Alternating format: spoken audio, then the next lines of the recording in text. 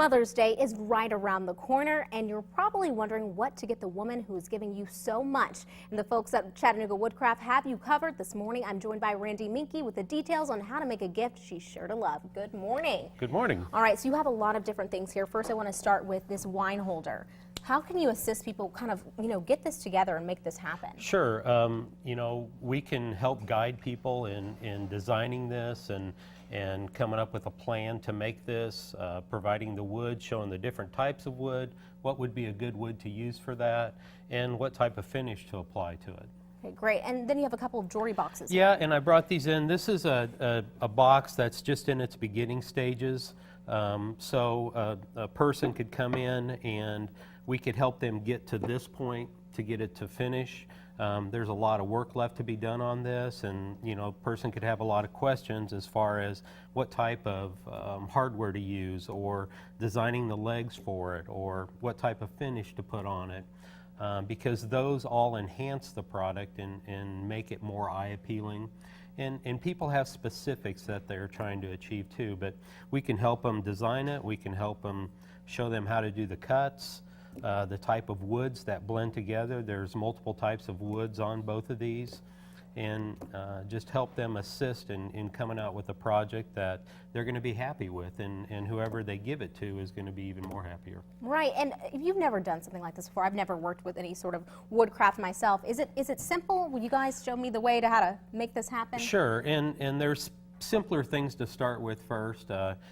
Because generally when a person starts out, they don't have a lot of power equipment, and so all these require some type of power equipment. There's things you can do.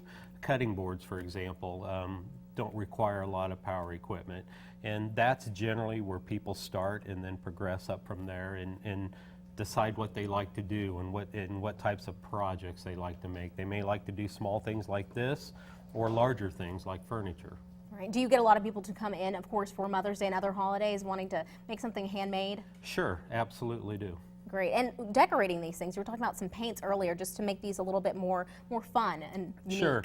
These right here, this one has no finish on it yet. It's still in its raw design, but this has a Danish oil stain on it with a wax on it.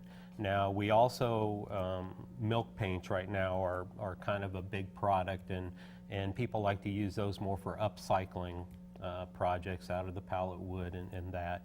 But we carry two different brands of that in the salvage dog paints and also the general finishes, which are both very high quality products. Great. And then also we have some pins down here. You can also make pins. These are very eye-catching. Yeah, wood turning is probably our largest segment of business at the store. There's a lot of wood turners in the Chattanooga area, in North Georgia and that.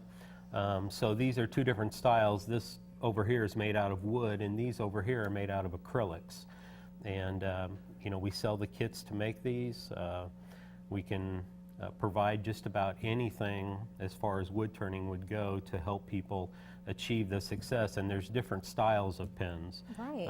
There's probably, I don't know, maybe 200 different types of pins you can make. Wow.